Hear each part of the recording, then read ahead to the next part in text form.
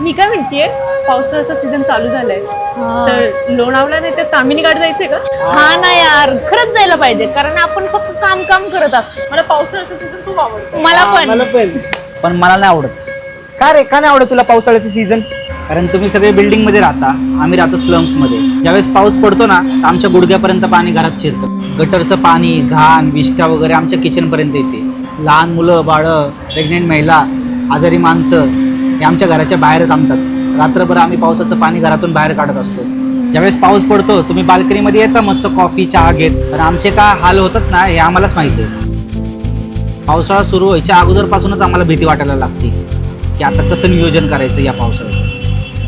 त्यामुळे मला पावसाळा सीझन आवडत नाही. जाऊन द्या गाईस, तुम्ही एवढं सिरियस होऊ नका. जावा फिरून या, काय आम्हाला सवय आहे या सगळ्या गोष्टींची.